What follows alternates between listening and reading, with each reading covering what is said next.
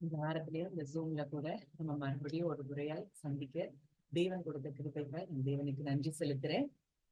இந்த நாட்கள்ல கூட கர்த்தர் ஒவ்வொரு நாளும் நம்மை பலப்படுத்தி கொண்டே இருக்கிறார். நம்ம டெய்லி டிவோஷன் மூலமா ஜூம் மீட்டிங்ஸ் மூலமா நம்முடைய விசுவாசத்தை அவர் ஒவ்வொரு நாளும் வர்த்திக்க பண்ணி கொண்டே இருக்கிறார்ங்கிறத நம்ம நல்லா அறிந்திருக்கிறோம். நிறைய பேர்கிட்ட நான் கேட்கிற சாட்சி என்னன்னா, ஒருவேளை சூழ்நிலைகள் சிலருக்கு சூழ்நிலைகளும் மாறிக்கொண்டிருக்கிறது. சூழ்நிலைகள் மாறலன்னா கூட நிறைய பயங்கள் கலக்கங்கள் இதயத்துல இருந்து வெளியே போகுது. அவருக்குள்ள இன்னும் பலப்பட்டு அந்த அந்த டென்ஷன் இல்லாம, டிப்ரெஷன் இல்லாம, ஸ்ட்ரெஸ் இல்லாம அவருக்குள்ள சமாதானமா இருக்க அந்த வார்த்தைகள் ஒவ்வொன்றும் உதவி செய்து, அவருடைய வார்த்தைகள் உதவி செய்துன்னு சொல்லி கேட்கும்போது அது நிச்சயமா மனசுக்கு சந்தோஷமான ஒரு காரியமா இருக்கிறது. அது ஆண்டவராலதான் முடியும். நம்முடைய பலனால எதுவும் நம்மளால சாதிக்க முடியாது. இன்னும் வரப்போகிற நாட்கள்ல நமக்காக அவர் கொடுத்த வாக்குத்தத்தங்கள் ஒவ்வொன்றும் நிச்சயமாய் நிறைவேறுகிற நாட்களுக்குள்ள நம்ம வந்து கொண்டிருக்கிறோங்கிறத நீங்க நிச்சயமா நம்பணும். ஏன்னா அவர் கொடுத்த வாக்குத்தத்தங்கள்ல ஒன்று கூட கரையில விழல. அப்போ இன்றைக்கு நம்ம இந்த இந்த நாளோட நம்ம இந்த பாட்டை முடிக்கலாம்னு நான் நினைக்கிறேன். அவர் அன்சேஞ்சிங் காட், அவர் நேற்றும் இன்றும் என்றும் மாறாதவர்ங்கிறதுக்கு, அந்த மாறாதவர் அப்படிங்கிறதுல அவருடைய நேச்சர், அதுல மிகவும் முக்கியமான நேச்சர் என்னன்னா, அவர் ப்ராமிஸ் கீப்பிங் காட். அப்போ அந்த நேச்சர்ல அவரால மாறவே முடியாது. அவர் ஒரு வாக்கு கொடுத்துட்டார், ஒரு தரிசனத்தை உங்களுக்கு கொடுத்துட்டார். உங்களை குறித்து தீர்க்க தரிசனமான வார்த்தைகள் கடந்து வந்துருச்சு அப்படின்னா அது நிச்சயமாய் நிறைவேறிற்று அப்படின்னு சொல்லிதான் அந்த வாக்குத்தத்தம் வரும்போதே அந்த வாக்குத்தத்தம் நிறைவேறுதலுக்கான வேலைகளும் அங்க தொடங்க ஆரம்பிச்சிருச்சுன்னு சொல்லி நம்ம விசுவாசிக்கணும். நம்ம வேலை விசுவாசிக்கிறது மட்டும்தான். அந்த வாக்குத்தத்தத்தை நிறைவேற்றுறதுக்கு அவர் என்ன செய்யணுமோ அவருடைய வல்லமை அதுல எப்படி செயல்படணுமோ அதை எல்லாவற்றையும் அவர் செய்து முடிக்க அவர் வல்லவரா இருக்கிறார். அதனாலதான் என்னாகமம் 23:19 நம்பர்ஸ் chapter 23 verse 19, அது இங்கிலீஷ்ல நான் வாசிக்கிறேன். God is not a human being, humans lie, but God never lies. He never changes his mind or thoughts as humans do. Whatever he has said that he will do, he does. Whatever he has promised to do, he has done it. அப்போ இந்த வார்த்தை சொல்லுது, மனிதர்கள் பொய் பேசலாம், அவர் ஒரு நாளும் பொய் சொல்ல முடியாது. அவர் பொய் உரையாத தேவன். அவருடைய நேச்சர்ல, மாறாத நேச்சர்ல ஒண்ணு, அவரால பொய் சொல்ல முடியாது. அன்பின் நிமித்தம் சில காரியங்கள்ல அவர் மாற்றி இருக்கலாம். ஒருவேளை எசேக்கியா ராஜாவுக்கு ஒரு வார்த்தையை அனுப்புறாரு, அங்க அன்பு நிமித்தம் அவருக்கு அங்க ஆயுசு நாட்கள் கூட்டி கொடுக்கப்படுகிறது. நினிவே பட்டணத்தை அழிக்க போறேன்னு சொல்லி யோனா கிட்ட போய் அங்க ஜனங்கள்கிட்ட பேச சொல்றாரு.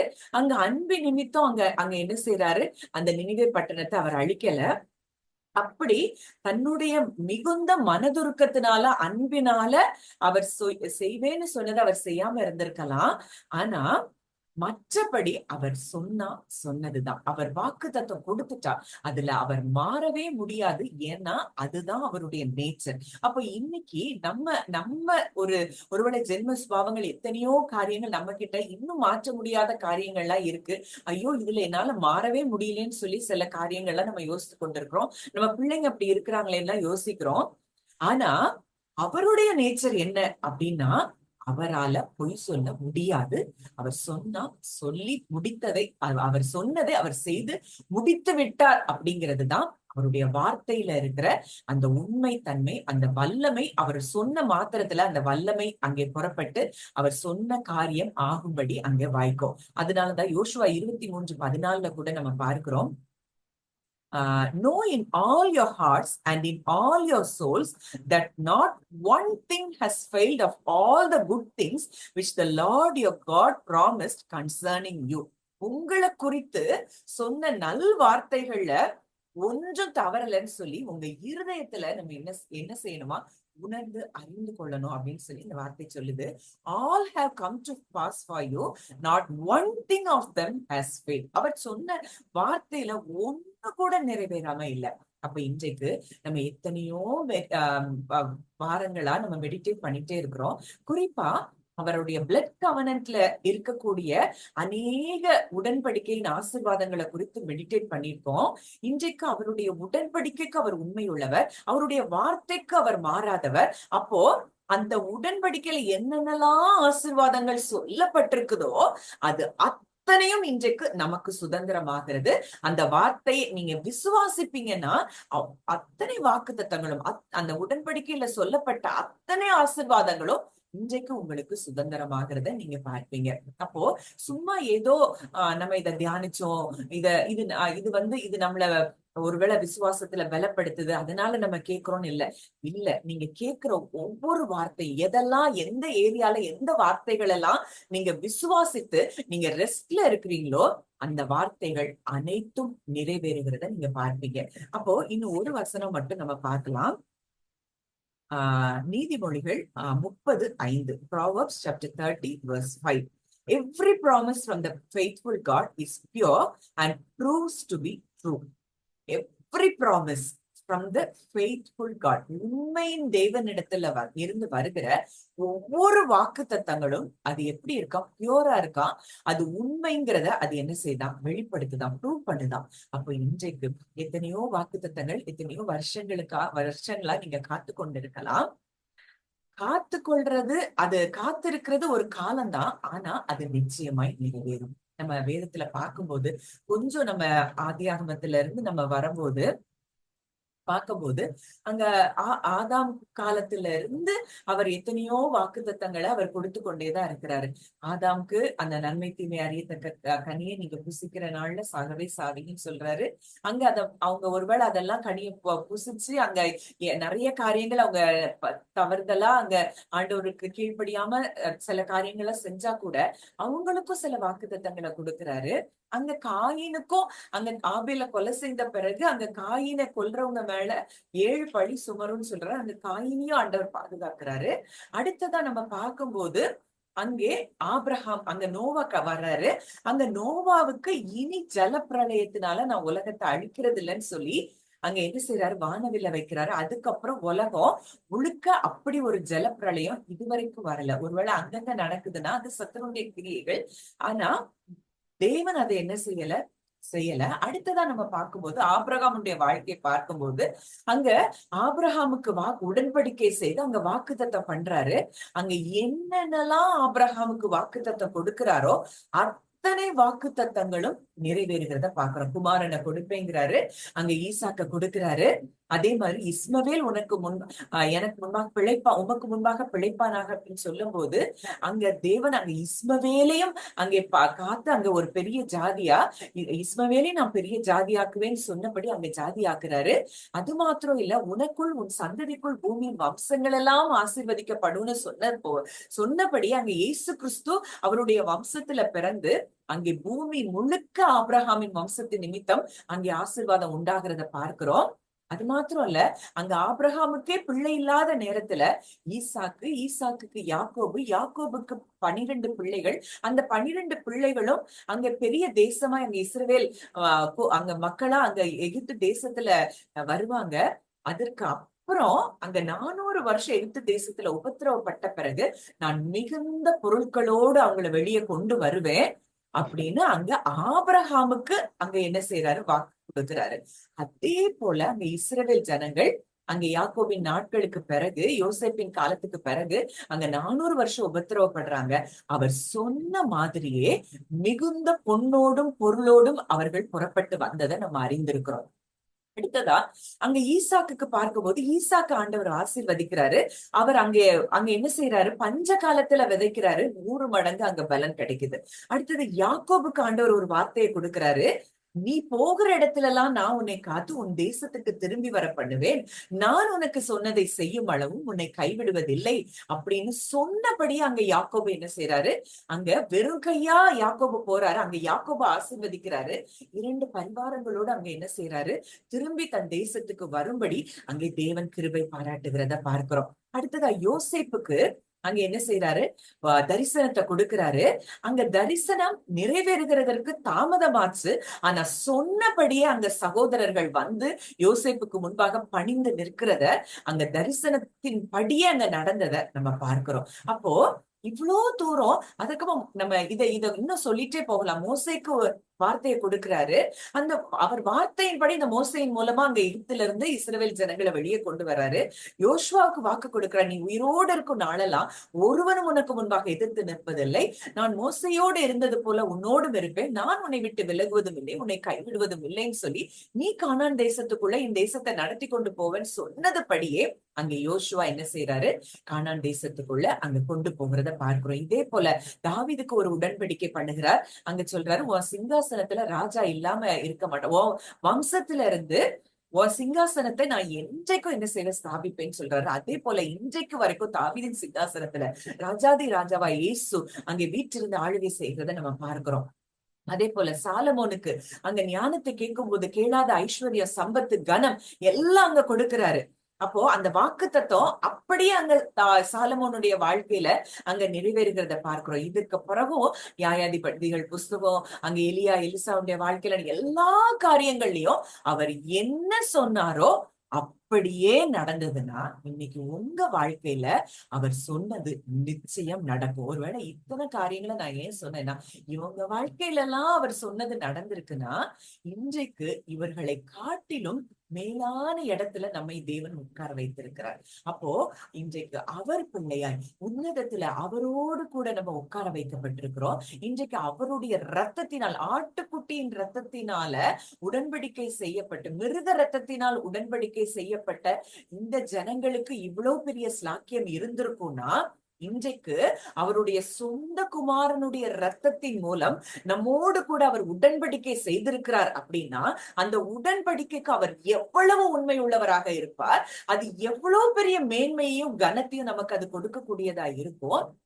இன்றைக்கு அந்த உறவுக்குள்ள, அந்த தகப்பன் பிள்ளைங்கிற அந்த உறவுக்குள்ள நம்மளை கொண்டு வந்திருக்கிறார்னா அவர் நமக்கு செய்யாமல் இருப்பார். அதனாலதான் ரோமர்ல பாக்குறோம், தன்னுடைய சொந்த குமாரனே கொடுத்துட்டார்னா மற்ற எல்லாவற்றையும் நமக்கு அருளாது இருப்பது எப்படி? நிச்சயம் உங்களுக்கு கொடுத்த வாக்கு தத்தத்தை அவர் நிறைவேற்றியே தீர்வார். ஒருவேளை இதை குறிச்சு நீங்க சந்தேகப்படலாம், ஆனா அவர் என்ன செய்ய மாட்டார். அதனாலதான் ஒரு வசனம் சொல்லுது, 2 தீமோத்தேயு 2:13, 2 Timothy chapter 2 verse 13. If we are faithless, do not believe and are untrue to him, he remains true, faithful to his word and his righteous character.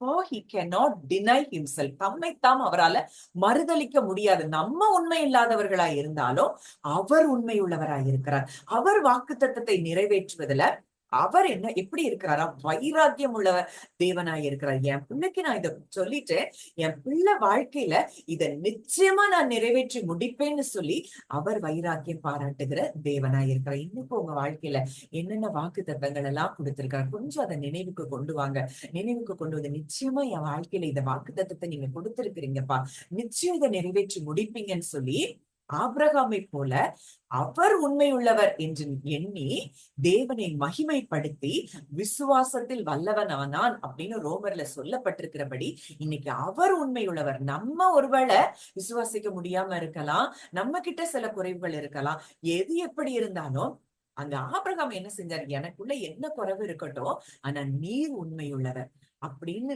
நினைச்சு அந்த தேவனை மகிமைப்படுத்தினாராம். அப்போ இன்றைக்கும் நான் நம்ம குரூப்ல ஒரு பாட்டு ஷேர் பண்ணிருக்கிறேன். ஒவ்வொருத்தரும் உங்களுக்கு நம்மளுக்கு ஒருவேளை இது நிறைய பேர் தெரிஞ்ச பாடல தான் இருக்கும்னு நினைக்கிறேன். உங்க உள்ளத்துல இருந்து இதை படிச்சு மகிமைப்படுத்துங்க.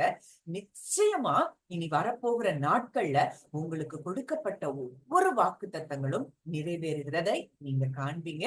நிச்சயமா நிறைய நிறைய பேர் சாட்சிகள் சொல்லுவீங்கன்னு சொல்லி கர்த்தருக்குள்ள நான் விசுவாசிக்கிறேன். படிக்கலாம். சொன்ன சொல்லை காப்பாற்றும் தேவன் உம்மை அன்றி யாரும் இல்ல, முடிந்ததில் துவக்கத்தை பார்க்கும் உங்களுக்கு ஈடே இல்ல. சொன்ன சொல்லை காப்பாற்றும் தெய்வம் உம்மை அன்றி யாரும் இல்ல, முடிந்ததில் துவக்கத்தை பார்க்கும் உங்களுக்கு ஈடே இல்ல.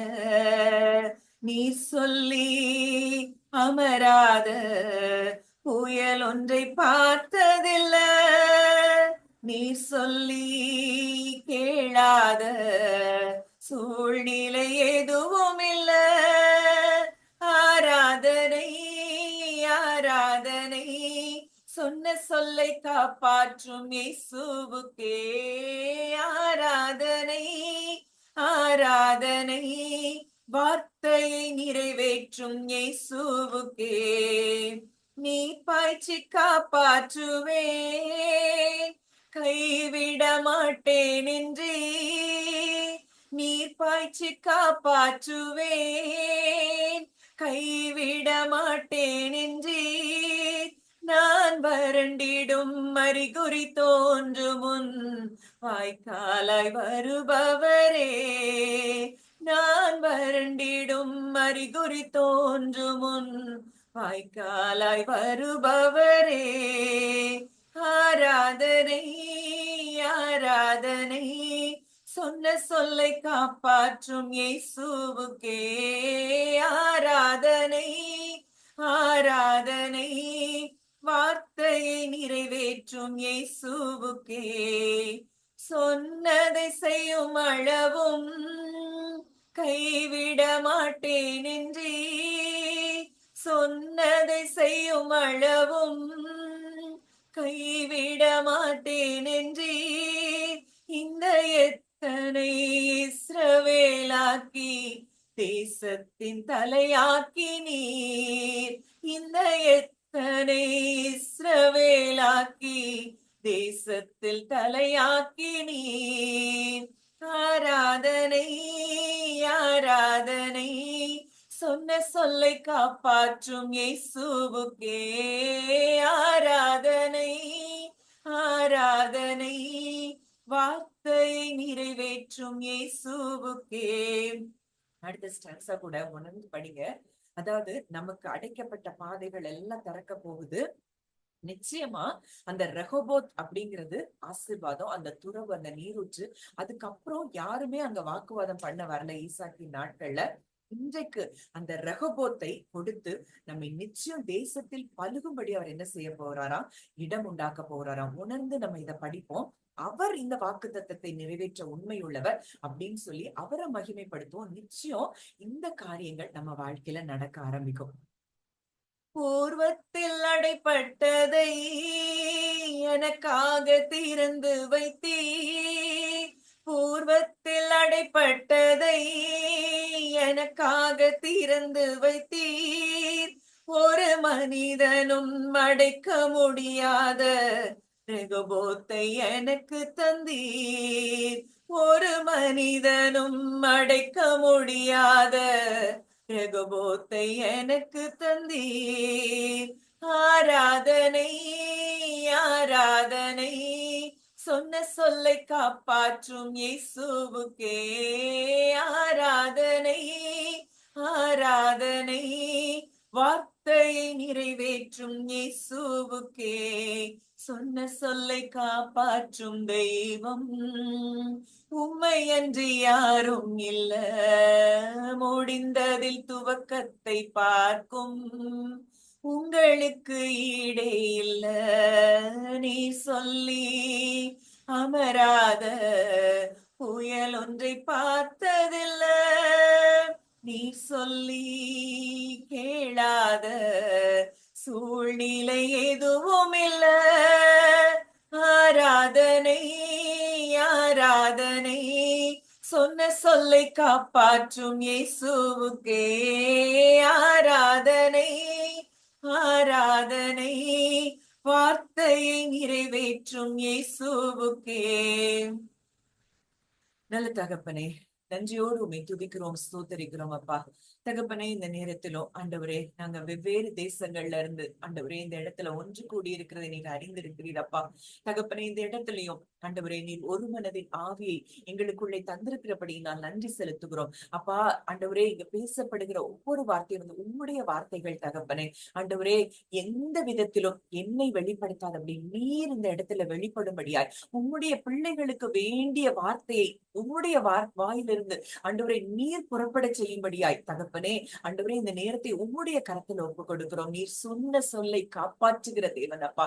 ஆண்டவரே, இங்க வந்திருக்கிற ஒவ்வொருவருடைய வாழ்க்கையிலும் என்னென்னலாம் வாக்குத்தத்தம் கொடுத்திருக்கிறீங்களோ அது எல்லாவற்றையும் நீர் நிறைவேற்றி கொடுக்கிற தயவுக்காய் நாங்கள் நன்றி செலுத்துகிறோம் தகப்பனே. இந்த நேரத்தை முற்றிலுமாய் நீர் பொறுப்பெடுத்து ஆளுகை செய்யும்படி உம்முடைய கரத்துல ஒப்பு கொடுக்கிறோம். கர்த்தர் ஆசீர்வதித்து வழி நடத்தும். இயேசுவின் மூலம் கேட்கிறோம் ஜீவனுள்ள நல்ல பிதாவே, ஆமென். நம்ம லாஸ்ட் வீக்ல இந்த கண்டினியூஷன் தான் இது. இந்த வார்த்தையோட நம்ம முடிப்போம். நிச்சயமா இந்த அன்சேஞ்சிங் காட்ங்கிற அந்த சீரீஸ் வந்து நம்ம ஒவ்வொருத்தர் கூடயே அவருடைய நேச்சர் என்ன, அவர் எப்படி இருக்கிறார், நம்ம எப்படியெல்லாம் அவர் காண்கிற தேவனா இருக்கிறார், எவ்வளவு பவர்ஃபுல் காடா இருக்கிறாருங்கிறதெல்லாம் குறிச்சு நம்ம தியானிச்சுட்டே வந்தோம்.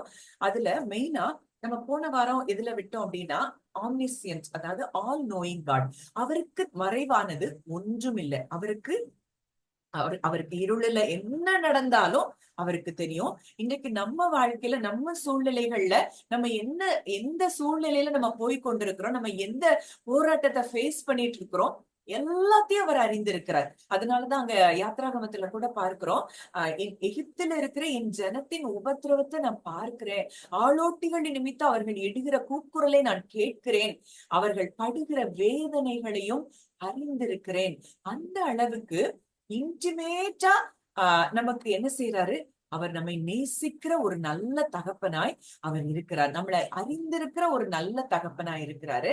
ஏன்னா அவர் நம்மை ஆராய்ந்து அறிந்திருக்கிறார் அப்படின்னு சொல்லி சங்கீதத்துல 139 நம்ம பார்க்கிறோம். நம்முடைய நினைவுகளை அறிந்திருக்கிற தேவன். நம்ம உட்கார்ந்தாலும், எழும்பினாலும், படுத்தாலும், எழுந்தாலும், எந்த இடத்திற்கு போனாலும், அந்த தாவீது சொல்ற, நான் விடிய காலத்து செட்டைகளை எடுத்து சமுத்திரத்தின் கடையாந்திரங்களிலே போய் தங்கினாலும் அங்கேயும் நீங்க இருக்கிறீங்க அப்படின்னு சொல்லி என் கூட தேவன் இருக்கிறாருங்கிற அந்த அறிவு பழைய ஏற்பாட்டுல தாவீதுக்கே இருந்திருக்கும்னா, இன்னைக்கு லிட்டரலா வார்த்தை மறுபடி நமக்கு சொல்றது, உன் கூட நான் இருக்கிறேன், உலகத்தின் முடிவு பரியந்தம் சகல நாட்களிலும் நான் அவன் கூட இருக்கிறேன் அப்படின்னு சொல்லி ஆண்டவர் என்ன செய்யறாரு, மறுபடியுமாய் நம்ம கூட, நான் கூட இருக்கிறேன், உன்னை அறிந்திருக்கிறேன், நீ போற பாதை அறிந்திருக்கிறேன், எல்லாம் அவருக்கு தெரியும். அப்ப நம்ம வேலை என்ன, அவருடைய வாக்குத்தத்தங்களை நம்ம ரெஸ்ட் பண்ணிட்டு ரிலாக்ஸ்டா அவரை துதித்து கொண்டு அவருக்கு நன்றி செலுத்திக் கொண்டே வாழ்றதுதான் நம்ம வாழ்க்கை. இதைத்தான் தேவன் விரும்புறார். அதனாலதான் 1 தெசலோனிக்கர் 5 பார்க்கிறோம், எப்பொழுதும் சந்தோஷமாயிருங்கள், இடைவிடாமல் ஜெபம் பண்ணுங்கள், எல்லாவற்றிலேயும் ஸ்தோத்திரம் செய்யுங்கள், இதுதான் அவருடைய சித்தமா இருக்கிறதுன்னு சொல்லி நம்ம வேதத்துல பாக்குறோம். அப்போ அந்த சந்தோஷம் எப்ப வரும், அவருடைய வாக்குத்தத்தங்கள்ல நம்ம ரெஸ்ட் பண்ணும் போதுதான் அந்த சந்தோஷம் கான்ஸ்டன்டா நமக்கு எப்பவும் இருக்கும். இல்ல ஏதோ ஒண்ணு இப்போ ஒரு வாக்குத்தத்தம் நிறைவேறிடுச்சு அப்படின்னா, அந்த நிறைவேறின உடனே நமக்கு பயங்கர சந்தோஷம் இருக்கும். ஐயோ, என் தேவன் எனக்கு எப்படி இதை செஞ்சாரு. ஆனா அடுத்த நாளே இன்னொரு காரியத்துல ஒரு வாக்குத்தத்தம் நிறைவேறாம இருக்கலாம். சத்துரு என்ன செய்வான், அதை காட்டுவான், இது நிறைவேறுச்சு, அப்ப இது இன்னும் இத்தனை வருஷமா நீ ஜெபித்துட்டு இருக்கிறல, இது இன்னும் நிறைவேறல அப்படின்னு சொல்லி நமக்கு என்ன செய்வான், சந்தேகத்தை அங்க விதைப்பான். உடனே நம்ம சோர்ந்து போறோம். அப்படி இருக்கக்கூடாது. ஆண்டவர் விரும்புறாரு, நான் இருக்கிறேன், உனக்கு அப்பாவா நான் இருக்கிறேன், உனக்கு கொடுத்த வாக்கு தத்தத்தை நிறைவேற்ற நான் வல்லவரா இருக்கிறேன், உன்னை நான் அறிந்திருக்கிறேன், நீ போற பாதையை அறிந்திருக்கிறேன், நீ போற பாதையில எப்படி நடக்கணும்னு சொல்லி நான் உனக்கு போதித்து வழி நடத்துவேன், பிரயோஜனமா இருக்கிறத நான் உனக்கு போதிப்பேன் அப்படின்னு சொல்லி அவர் நம்மை கரத்தை பிடித்து நம்ம என்ன செய்திருக்கிறோம், ஒவ்வொரு நாளும் நடத்திட்டு இருக்கிறாரு. ஆனா இன்னைக்கு நம்ம எப்படி இருக்கிறோம், அவருடைய சத்தத்தை கேட்கிறவர்களா இருக்கிறோமா? என் தேவன் என்னை நினைத்து கொண்டே இருக்கிற கர்த்தரோ என்மேல் நினைவா இருக்கிறாருன்னு தாவீது சொல்றாரு. அப்ப இன்னைக்கு நமக்கு அப்படிப்பட்ட எண்ணங்கள் நமக்கு இருக்குதா? அதுல ஒரு சில வசனங்கள் வேதத்துல இருந்து நம்ம பார்க்க போறோம். இந்த அளவுக்கு அவர் நம்ம மேல நினைவா இருக்கிறார்ன்றத நம்ம அறிந்து கொள்ளலாம். யோவான் 11ஆம் அதிகாரம் 47-48. John chapter 1 verses 47-48.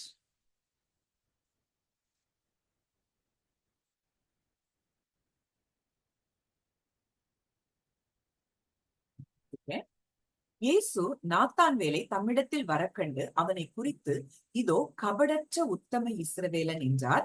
அதற்கு நாத்தான்வேல், நீர் என்னை எப்படி அறிவீர் என்றான். இயேசு அவனை நோக்கி, பிலிப்பு உன்னை அழைக்கிறதற்கு முன்னே நீ அத்திமரத்தின் கீழ் இருக்கும் போது உன்னை கண்டேன். அப்போ இந்த வார்த்தையை கொஞ்சம் நல்ல ஆழமா நம்ம தியானிச்சு பார்த்தோம் அப்படின்னா, முதல்ல அவனுடைய நேச்சர் அங்க சொல்ற, நீ கபடற்ற உத்தம இஸ்ரவேலன். அவன் இருதயத்தை அவர் அறிந்திருக்கிறார். அவன் யாரு, எப்படிப்பட்டவன். நீ உன்கிட்ட கபடே இல்லப்பா, நீ உத்தமன், நீ உத்தம இஸ்ரவேலன் அப்படின்னு சொன்ன உடனே அங்க நாத்தான்வேலுக்கு ஒரு டவுட் வருது. நம்முடைய நேச்சர், ஏன்னா அவனுடைய நேச்சரை குறித்து அவன் அறிந்து வைத்திருக்கிறான்.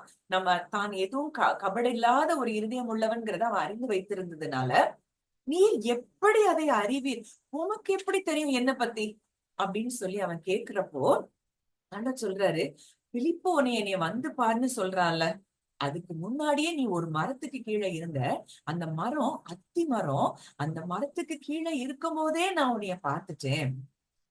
அப்ப இன்னைக்கு நம்மள பார்த்து ஆண்டவர் அதைத்தான் சொல்றாரு.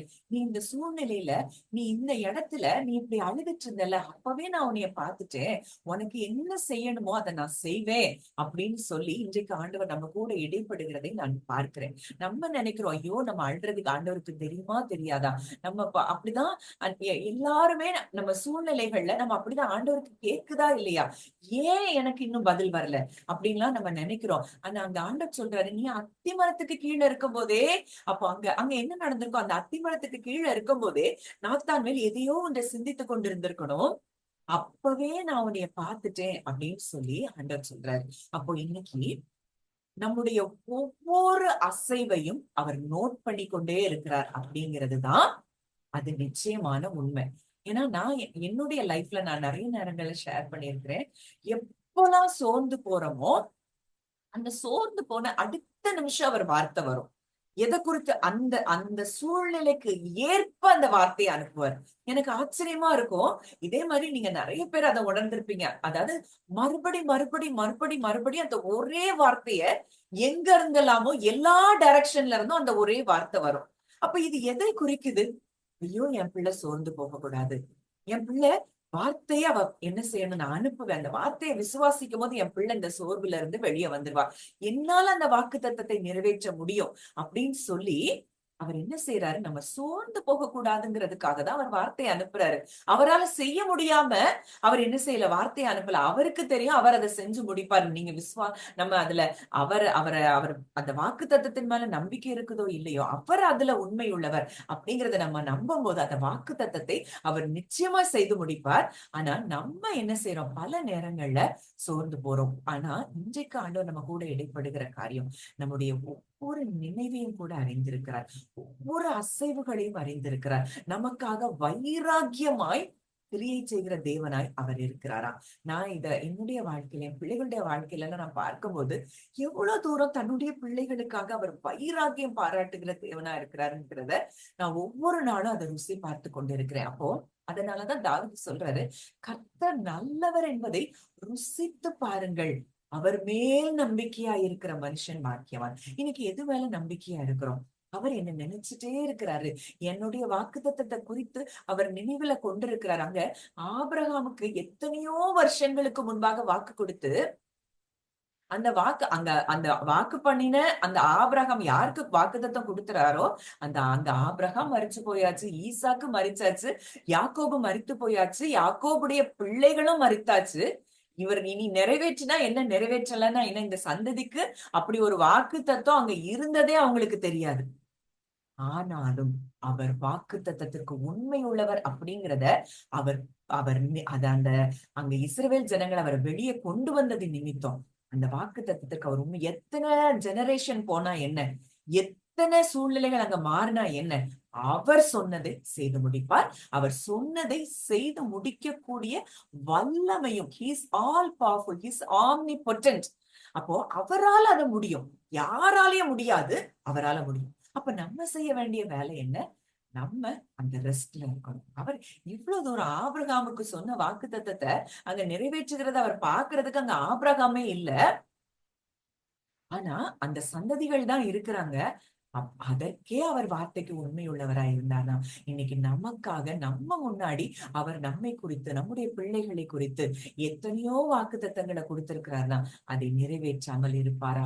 நிச்சயம் நிறைவேற்றி முடிப்பார் அப்படிங்கிறத இன்றைக்கு மறுபடியும் ஒருவேளை நான் நினைவா இருக்கிறத குறிச்சுதான் நான் பேசணும்னு நினைக்கிறேன். ஆனா யாருக்காகவோ ஆண்டவர் இதை பேச வைக்கிறார். நிச்சயம் உங்களுக்கு கொடுத்த வாக்கு தத்தங்கள் நிறைவேறும். அடுத்ததான் நம்ம பார்க்கும்போது அந்த லூக்கா சுவிசேஷத்துல நம்ம பார்க்கும்போது அங்க மரியாளும் அங்க மரியாள் கிட்ட தூதன் வந்து பேசும்போது அங்க சொல்றான், இதோ அங்க மரியாளால தனக்கு இப்படி ஒரு கர்ப்பவதி ஆக போகிறோங்கிறது நம்ப முடியாத சூழ்நிலையில அங்க ஒரு அடையாளத்தை அங்க தூதன் சொல்றான். இதோ உன் இனத்தாளா இருக்கிற எலிசபெத்து இப்போ என்ன செய்யறா, கர்ப்பமா இருக்கிறா, அவளுக்கு இது 6ஆம் மாதம். அப்போ மரியாளுக்கு அங்க எலிசபெத் அங்க உறவினளா இருக்கிறா, அவளுக்கு இது எத்தனாவது மாதம் அப்படின்னு யாருக்கு சொல்றாங்க, அங்க மரியாளுக்கு சொல்றத நம்ம பார்க்கிறோம். அப்போ எந்த அளவுக்கு பரலோகம் நம்ம கூட யாரெல்லாம் கனெக்ட் ஆயிருக்கிறாங்கன்றது முதற்கொண்டு அங்க ரெக்கார்டு இருந்துட்டே இருக்கு. நம்மை குறித்ததான ஞாபக புஸ்தகம் அங்க பரலோகத்துல இருக்கு. ஒவ்வொன்றையும் அங்க ரெக்கார்ட் பண்ணிட்டு இருக்கிறாங்க. மரியாளுக்கு தெரியாத அங்க எலிசபெத் கர்ப்பவதி ஆயிருக்கிறான்னு, ஆனா அங்க பரலோகம் ரெக்கார்ட் பண்ணி அங்க சொல்லுது, உனக்கு ஒரு சொந்தக்காரி ஒருத்தி இருக்கிறாள்ல, அவளுக்கும் இது 6வது மாதம், முதிர்ந்த வயதுல அவ இப்ப கர்ப்பவதி ஆயிருக்கிறான்னு அங்க பரலோகம் ரெக்கார்ட் பண்ணி அங்க சொல்லுதுன்னா, இன்னைக்கு நீங்க நினைக்கலாம், இன்னைக்கு என்ன குறித்து யாரு நினைக்கிறாங்க, என் பிள்ளைகளை குறித்து யாரு நினைக்கிறாங்க? இல்ல, அவர் நினைத்து கொண்டிருக்கிறார். உண்மையா நீங்க தேவனை விசுவாசித்து உண்மையா நீங்க அவரை ஆராதித்து கொண்டிருக்கிறீங்கன்னா, நிச்சயமா நான் உறுதியா சொல்ல முடியும், உங்களை குறித்து பரலோகம் ஒவ்வொரு ஆக்ஷனையும் அங்க ரெக்கார்ட் பண்ணிட்டு இருக்கிற. ஏற்ற வேளை வரும், உங்களை உயர்த்துவார், உங்களை ஆசீர்வதிப்பார், உங்களை இந்த பூமிக்கு உப்பாய் உலகத்திற்கு வெளிச்சமாய் மாற்றுவார், கனம் நிறைந்த பாத்திரமாக உங்களை நிச்சயம் மாற்றுவார், உங்க பிள்ளைகளை அப்படித்தான் ஆசீர்வதிப்பார். அப்போ நிச்சயமா அந்த நாட்கள் வரும்போது நீங்க உணர்ந்து கொள்வீங்க, என் தேவன் வாக்குத்தத்தத்தில் உண்மை உள்ளவர் அப்படிங்கிறத. அடுத்ததா நம்ம கிதியோன் குறிச்சு நம்ம பார்க்கும்போது எனக்கு இது ரொம்ப பிடிக்கும். அங்க கிதியோன் நியாயாதிபதிகள் 6ஆம் அதிகாரம் 25ஆம் வசனம். Judges chapter 6 verse 25.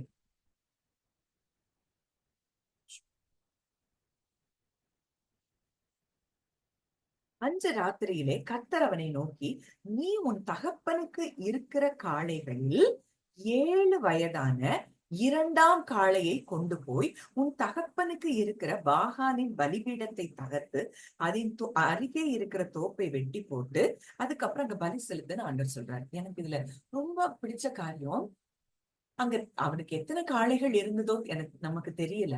உன் தகப்பனுக்கு இருக்கிற காளைகள்ல 2ஆம் காளை அதுக்கு 7 வயசு.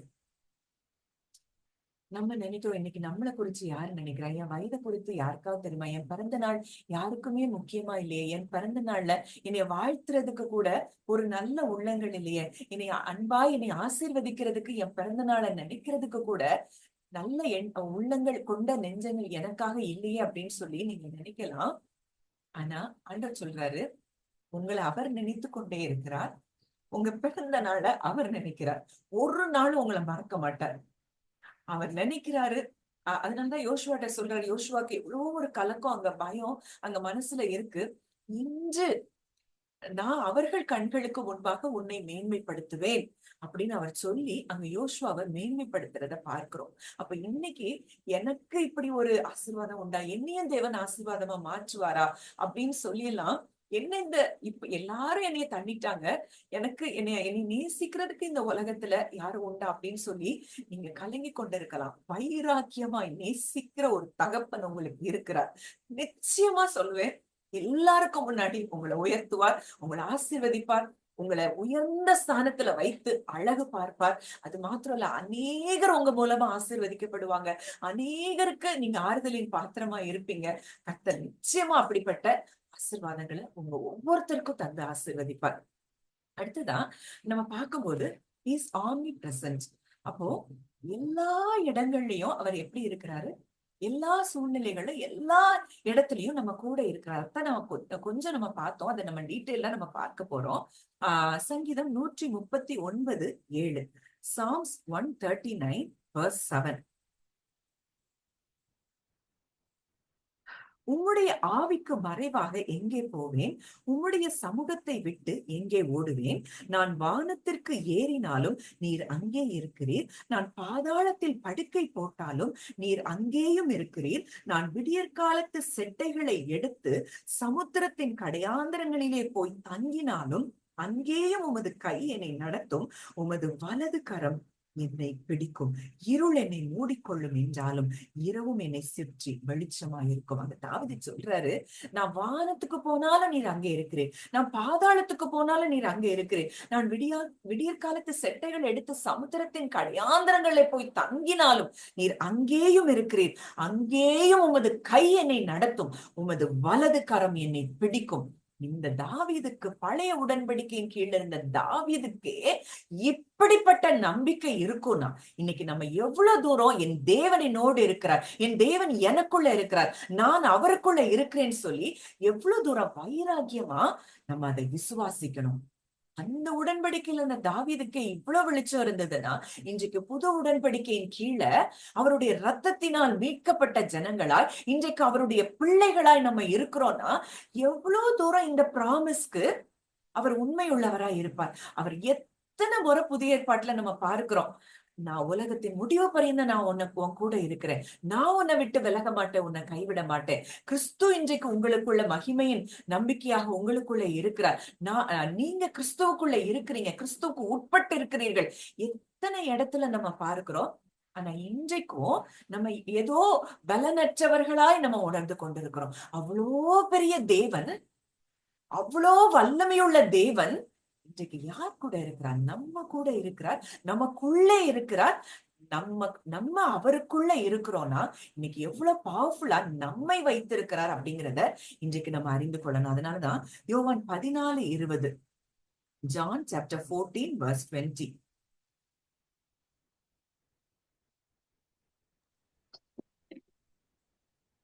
நான் என் பிதாவிலும் நீங்கள் என்னிலும் நான் உங்களிடம் இருக்கிறதை அந்நாளிலே நீங்கள் அறிவீர்கள். இது சிலுவைக்கு போகிறதுக்கு முன்னாடி அங்க ஆண்டவர் சொல்ற சீஷர்கள்ட்ட சொல்ற வார்த்தை, நான் என் பிதாவிலும் நீங்கள் என்னிலும் நான் உங்களிலும் இருக்கிறதை அந்நாளிலே நீங்கள் அறிவீர்கள். அந்த நாள் இந்த நாள், இந்த நாள் இன்னைக்கு நல்லா அறிந்து கொள்ளணும். இன்னைக்கு எங்க இருக்கிறோம்? அவர் பிதாவில இருக்கிறாரா, நம்ம அவருக்குள்ள இருக்கிறோமா? இன்றைக்கு அவர் நமக்குள்ள என்ன செய்யறார்? நான் உங்களிலும் இருக்கிறதை அந்நாள் நீங்கள் அறிவீர்கள். அப்போ இன்றைக்கு எந்த அளவுக்கு இந்த வார்த்தையை விசுவாசிக்கிறோம்? நம்ம நிறைய நாட்கள் அதைத்தான் பார்த்து கொண்டே இருக்கிறோம். அவருடைய வார்த்தை மாத்திரம்தான் சத்தியம். அவரே வழியும் சத்தியமும் ஜீவனுமா இருக்கிறார்.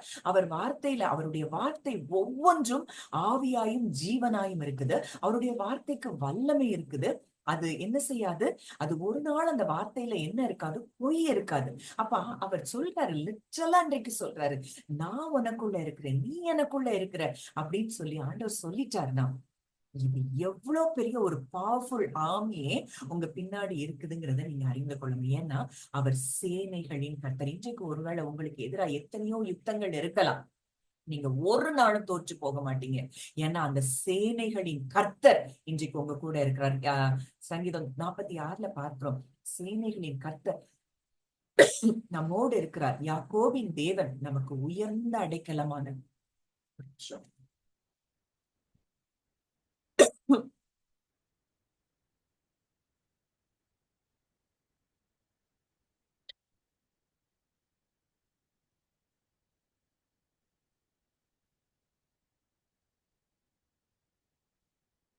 அப்போ அந்த அளவுக்கு அந்த சேனைகளின் தேவன் இன்றைக்கு எங்க இருக்கிறாரு? நம்ம கூட இருக்கிறாரு. அப்போ இன்னைக்கு நீங்க பார்க்கலாம், ஒவ்வொரு சூழ்நிலையிலும் அவர் உங்களுக்காக தன்னுடைய சேனைகள் நிமித்தம், தன்னுடைய வல்லமை நிமித்தம் அந்த ஒவ்வொரு யுத்தத்தையும் மேற்கொள்ள உங்களுக்கு அவர் உதவி செய்ய அவர் வல்லவராயிருக்கிறார். அப்ப எதுக்கு பயப்படணும்? இவ்வளவு பெரிய தேவன் நம்ம கூட இருக்கிறாரே, நமக்கு பின்னாடி இவ்வளவு பெரிய சேனை தூதர் கூட்டமே இன்றைக்கு நம்மை சுற்றி இருக்கிறத எபிரேயர் 12:22, 23, 24 அதை முடிஞ்ச அளவுக்கு நம்ம எல்லாருமே மனப்பாடம் பண்றது நல்லதுன்னு நினைக்கிறேன். Hebrews chapter 12 verses 22 to 24. இந்த இடத்துக்கு நம்ம வந்திருக்கிறோம். நம்ம எதை குறித்த அறிவு இல்லாததுனால்தான் மனிதர்களை போல நம்ம பயந்து கொண்டு இருக்கிறோம். ஆண்டவர் சொல்லாது என்னுடைய பிள்ளைங்கிறாரு. ஆனா நம்ம எப்படி இருக்கிறோம்? நம்ம சாதாரண மனிதர்களை போல திங்க் பண்ணிட்டு யோசிச்சுட்டு அதையே பேசிக்கொண்டு இருக்கிறதுனாலதான் நம்ம வாழ்க்கையில இன்னும் அற்புதங்களை பார்க்க முடியல. நான் அவருடைய பிள்ளை, பிதாவாகிய தேவனுடைய ஒரே எப்படி நேசகுமாரனை எப்படி நேசித்தாரோ அதே அன்புலதான் இன்றைக்கு என்னையும் நேசிக்கிறார். இன்றைக்கு அவருடைய வல்லமையும் அதிகாரத்தையும் எனக்கு கொடுத்திருக்கிறார் அப்படின்னு சொல்லி நம்ம விசுவாசிச்சு அந்த வார்த்தை, எந்த வார்த்தை பேசி பாருங்க, அந்த வார்த்தை அப்படியே நடக்கிறத பார்ப்பீங்க. உங்களுக்காக மாத்திரம் இல்ல, மற்றவர்களுக்காக ஜெபிக்கும் போது கூட இந்த எண்ணங்களினால நம்ம நிரப்பும் போது நம்ம பேசுகிற வார்த்தைக்கு அவ்வளவு ஒரு பவர் இருக்கிறத நீங்க உணர்ந்து கொள்வீங்க. அடுத்ததா ஆதியாகமம் 16ஆம் அதிகாரம் 3ஆம் வசனம், 5 to 13. ஆதியாகமம், ஜெனசிஸ் chapter 16. அது நான் வாசிக்கிறேன், அதை நானே சொல்றேன். ஏன்னா அது ஒரு பெரிய ஒரு இதுதான், நமக்கு நல்லா தெரிஞ்ச ஸ்டோரி தான். அங்கே ஆகார் என்ன செய்யறா, அங்க கர்ப்பவதி ஆன உடனே சாரால அற்பமா எண்ண உடனே, எனக்கு நேரிட்ட அநியாயம் உமது மேல் சுமரும் அப்படின்னு சொல்லி கர்ப்பவதி ஆனதை கண்டு அற்பமா என்றா, கர்த்தர் எனக்கும் உமக்கும் நடுநின்று நியாயம் தீர்ப்பாராகன்னு சொல்றா. அப்போ அங்க ஆபிரகாம் சாராயை பார்த்து சொல்றாரு, உன் அடிமை பெண் உன் கைக்குள்ள இருக்கிறா, நீ எப்படி நடத்தணுமோ அவளை நடத்திக்கொள் அப்படின்னு சொல்லி அங்க ஆபிரகாம் அவளுக்கு விட்டுட்டார். அங்க சாராய் என்ன செய்ய ஆரம்பிக்கிறா, அவளை கடினமாய் நடத்தினபடியினால் அவளை விட்டு ஓடி போறா. அப்போ கர்த்தருடைய தூதனானவர் அவளை வனாந்திரத்திலே சூருக்கு போகிற வழி அருகே இருக்கிற நீரூற்றண்டையிலே கண்டு, சாராயின் அடிமை பெண்ணாகிய ஆகாரே, எங்கே இருந்து வருகிறாய், எங்கே போகிறாய்? இவ யாருக்கும் தெரியாது, என் நிலைமை இப்படி யாருக்கும் வரக்கூடாது அப்படின்னு சொல்லிதான் அங்க வனாந்தரத்துக்கு ஓடுறா. ஆனா அங்க வனாந்தரத்துக்கு ஓடுன இடத்துல அங்க யாரு நிக்கிறா, கர்த்தருடைய தூதனானவர். எங்க இருந்து வர்ற, எங்க போற அப்படின்னு சொல்லி என் நாச்சியாரை விட்டு ஓடி போறேன்னு சொல்றா. அப்பொழுது கர்த்தருடைய தூதனாவர், நீ உன் நாச்சியார் அன்னைக்கு திரும்பி போய் அவள் கையின் கீழ் அடங்கியிரு அப்படின்னு சொல்லிட்டு அங்க ஒரு பிளெஸிங்க கொடுக்குற, உன் சந்ததியை மிகவும் பெருக பண்ணுவேன், அது பெருகி எண்ணி முடியாததா இருக்கும், நீ கர்ப்பவதியா இருக்கிற ஒரு குமாரனை பெறுவர், கர்த்தர் உன் அங்கலாய்ப்பை கேட்டபடியினால் அவனுக்கு இஸ்மவேல் என்று பெயரிடுவாயாக. அப்போ இந்த ஆகார் புறக்கணிக்கப்பட்டவள்தான், ஒரு அடிமை பெண் தான். ஆனா அங்கே அவளையும் பரலோகம் என்ன செய்து நினைத்து பார்த்து அங்க சொல்றாரு, கர்த்தர் உன் அங்கலாய்ப்பை கேட்டபடியினால். அங்க ஆபிரகாமுடைய வித்தா இஸ்மவேல் இருக்கிறபடியினால அங்க தேவன் காப்பாற்றுகிறார். இரண்டாவது அங்க ஆகாருடைய அங்கலாய்ப்பையும் அவர் கேட்கிறார்.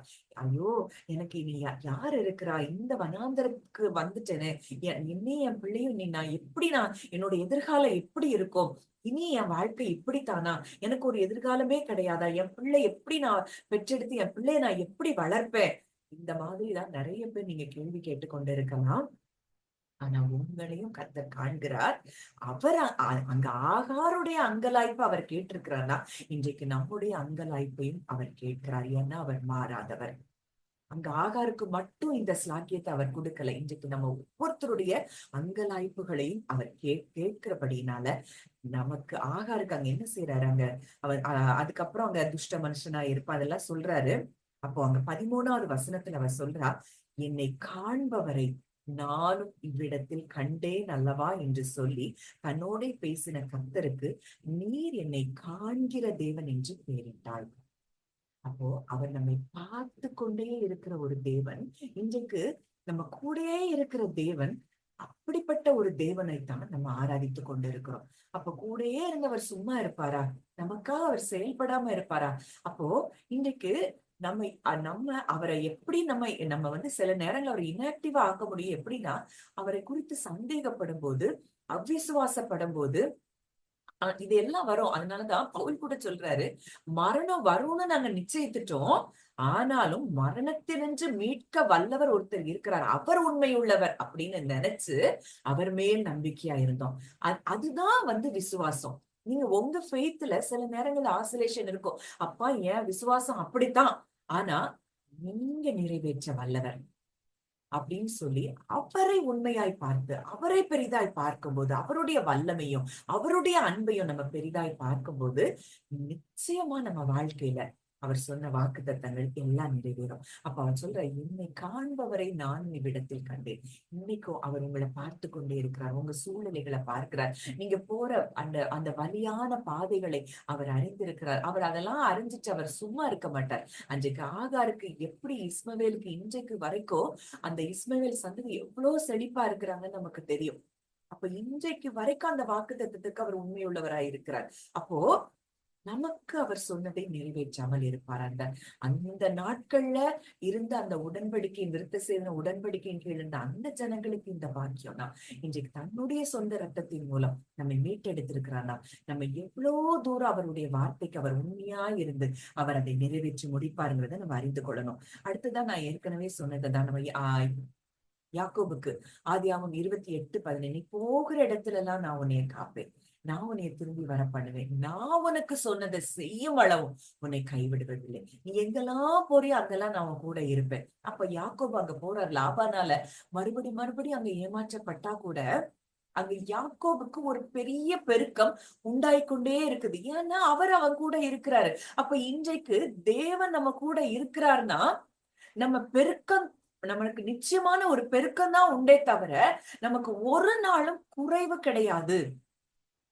இந்த எண்ணங்கள் தான் நம்ம வாழ்க்கையை மாற்ற முடியுமே தவிர, நமக்கு இதுக்காக எத்தனை உபவாச ஜெபம் இருந்தாலும் சரி, எத்தனை நைட் எல்லாம் ஜெபித்தாலும் சரி, இந்த எண்ணம் நமக்கு வந்துருச்சுன்னா அந்த ஆபிரகாமின் ஆசீர்வாதங்களை நம்ம மேக்னெட் மாதிரி நம்ம என்ன செய்யலாம், ஈர்த்து கொள்ளலாம்.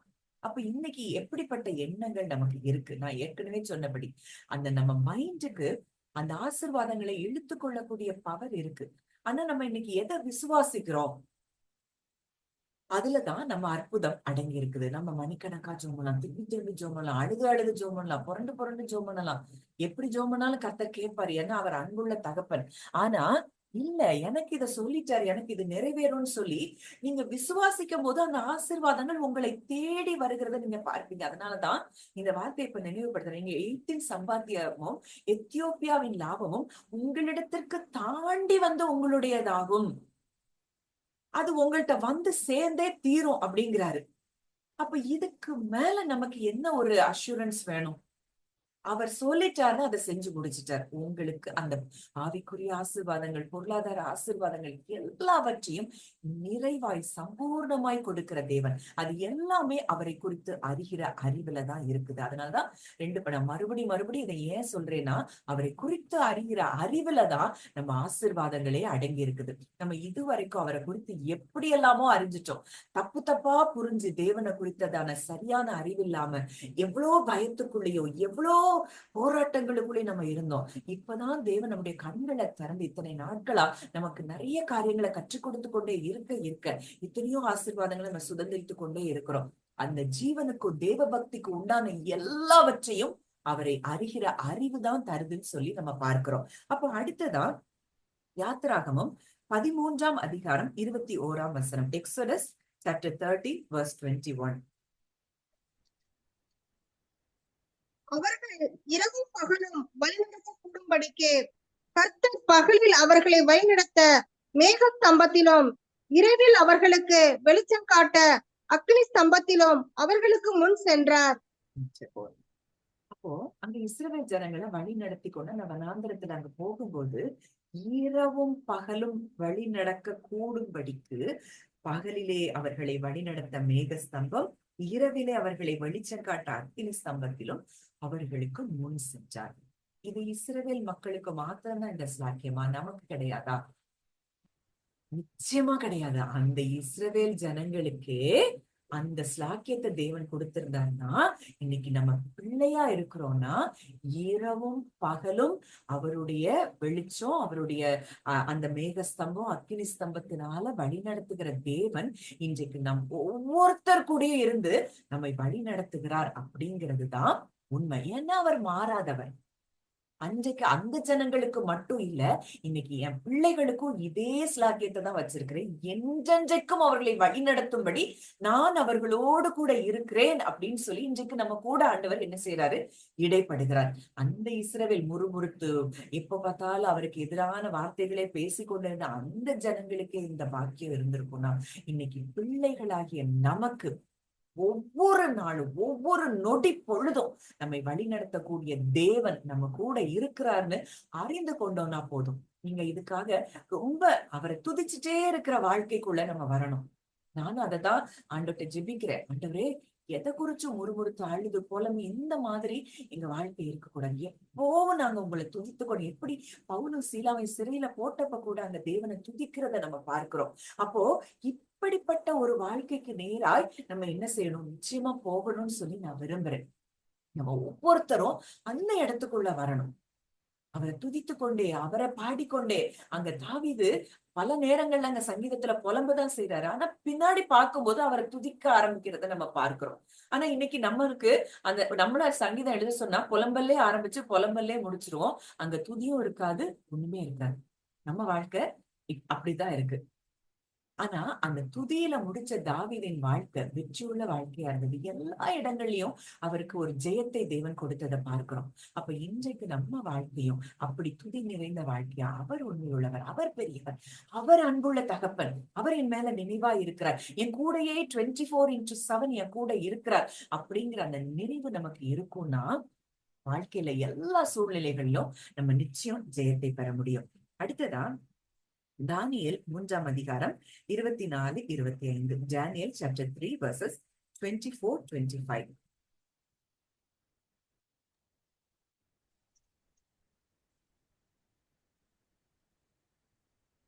அப்பொழுது ராஜாவாகிய நேபுகாத் நேச்சார் பிரமித்து தீவிரமாய் எழுந்திருந்து தன் மந்திரிமார்களை நோக்கி, 3 புருஷரை அல்லவோ கட்டுண்டவர்களாக அக்கினியிலே போடுவித்தோம் என்றான்.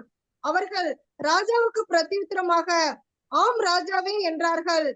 அதற்கு அவன், இதோ 4 பேர் விடுதலையாய் அக்கினியின் நடுவிலே உலாவுகிறதை காண்கிறேன். அவர்களுக்கு ஒரு சேதமும் இல்லை. 4ஆம் ஆளின் சாயல் தேவபுத்திரனுக்கு ஒப்பாய் இருக்கிறது என்றான். அப்பொழுது நேபுகாத் நேச்சார் எரிகிற அக்கா போதும்க்கா.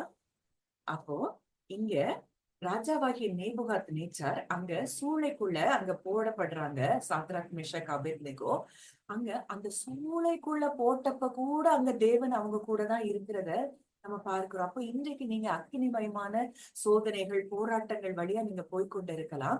இங்க இவங்களுக்கு ஏன் இந்த பிரச்சனைனா, அவங்க தேவனை மாத்திரம் ஆராதிப்போன்னு சொன்னதுனாலதான் இந்த அக்கினிமயமான சூழ்நிலைகள். ஒருவேளை உங்க வாழ்க்கையில நீங்க தேவனை உண்மையாய் நேசிக்கிறது நிமித்தம், உண்மையாய் தேடுகிறது நிமித்தம், அவரை ஒரு பைத்தியம் மாதிரி நீங்க அவரை நேசிக்கிறது நிமித்தம் அங்க உங்களுக்கு இப்படிப்பட்ட அக்கினிமயமான சூழ்நிலை உங்களுக்கு இருக்கலாம். ஆனா எந்த சூழ்நிலையிலும் ஆண்டவர் உங்க கூட தான் இருக்கிறார்.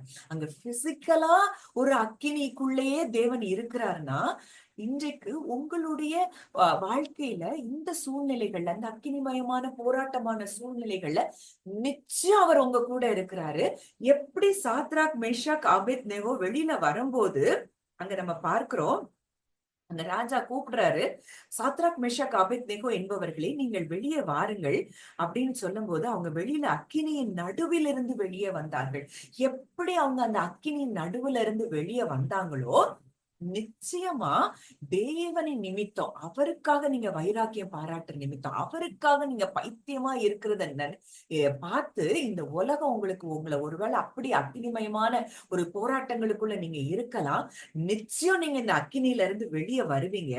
அங்க சொல்லப்பட்டிருக்கிற வார்த்தை, ராஜாவின் மந்திரிகளும் தேசாதிபதிகளும் அதிகாரிகளும் தலைவரும் கூடி வந்து அந்த புருஷருடைய சரீரங்களின் மேல் அக்கினி பலன் செய்யாமலும் அவர்களுடைய தலைமயிர் கருகாமலும் அவர்களுடைய சால்வைகள் சேதப்படாமலும் அக்கினியின் மனம் அவர்களிடத்தில் வீசாமலும் இருந்ததை கண்டார்கள். எந்த உலகத்துல இப்படி நடக்கும்? லிட்ரலா ஒரு தீக்குள்ள போனவங்களுக்கு அங்க முடி கருகல, அவங்க சால்வைகள் சேதப்படல, அக்கினியின் மனம் அவர்களிடத்துல வீசலையாம். அப்போ இது எவ்வளவு தூரத்துக்கு சாத்ராக் மேஷாக் ஆபேத்நேகோவுக்கு பிசிக்கலா இவ்வளவு பாதுகாப்பு அங்க இருந்ததுன்னா, இன்றைக்கு மென்டலா நீங்க ஒரு அக்கினிமயமான சூழ்நிலைக்குள்ள நீங்க இருந்தீங்கன்னா, அங்க தேவன் உங்க கூட தான் இருக்கிறாரு. நிச்சயமா இந்த அக்கினியில இருந்து உங்களை வெளியே கொண்டு வருவாரு. கொண்டு வரும்போது உங்களுக்கு என்ன நடக்கும் அப்படின்னு நீங்க பாத்தீங்க அப்படின்னா, ஆதலால் சாத்ராக் மேஷாக் ஆபேத்நேகோ என்பவர்களுடைய தேவனுக்கு விரோதமாய் தூஷண வார்த்தை சொல்லுகிற எந்த ஜனத்தானும் எந்த ஜாதியானும் எந்த பாஷைக்காரனும் துண்டித்து போடப்படுவான் அப்படின்னு சொல்லி அந்த ராஜா சொல்றார், இவ்விதமாய் ரட்சிக்கத்தக்க தேவன் வேறொருவரும் இல்லை என்றான். எந்த ராஜா அக்கினியின் சூளையில போட சொன்னார், அந்த ராஜாவின் வாயிலிருந்து இந்த போல தேவன் இல்ல அப்படின்னு சொல்லி அங்க சொல்றாருன்னா, இன்னைக்கு உங்களுக்கு அக்கினிமயமான சூழ்நிலை யார் யார் நிமித்தம் நீங்க அப்படிப்பட்ட சூழ்நிலைக்குள்ள நீங்க இருக்கிறீங்களா, அவங்க வாயாலே உங்க தேவன், நீ வணங்குற தேவன் தான் உண்மையான தேவன் சொல்லி அவங்க வாயால ஆண்டவர் சொல்ல வைப்பாரு. அது மாத்திரம் இல்ல, பின்பு ராஜா சாத்ராக் மேஷாக் அபேத்நேகோ என்பவர்களை பாபிலோன் தேசத்திலே உயர்த்தினான். அப்போ இந்த அக்கினிமயமான சோதனைகள்ல இருந்து நீங்க வெளியே வர்றது மாத்திரம் இல்ல, உங்களுக்கு பெரிய கனத்தையும் உயர்வையும் அவர் நிச்சயம் வைத்திருக்கிறார். அப்போ இது சாத்ராக் மேஷாக் அபேத்நேகோக்கு மாத்திரம் இல்ல, இன்னைக்கு இதை கேட்டுட்டு இருக்கிற நம்ம ஒவ்வொருத்தர் வாழ்க்கையிலையும் இப்படிப்பட்ட காரியங்கள், இந்த அக்கினியில இருந்து வெளியே வருவீங்க. அந்த அக்கினி உங்களை ஒன்றுல கூட சேதப்படுத்தி இருக்கிறத நீங்க பார்க்க முடியாது, ஏன்னா அவர் உங்களை சுற்றிலும் இருக்கிறார். அடுத்ததா உங்களுக்கு பெரிய மேன்மையும் கனத்தையும் அவர் கொடுக்கிறார். அன்றைக்கு அவங்களுக்கு செய்திருக்கிறாரா, இன்றைக்கு நமக்கும் நிச்சயமாய் இதே காரியத்தை தேவன் செய்கிறார் அப்படிங்கிறத நீங்க நம்பணும். அடுத்ததா மத்தேயு 28:20 நம்ம பார்க்கலாம். Matthew chapter 28 verse 20.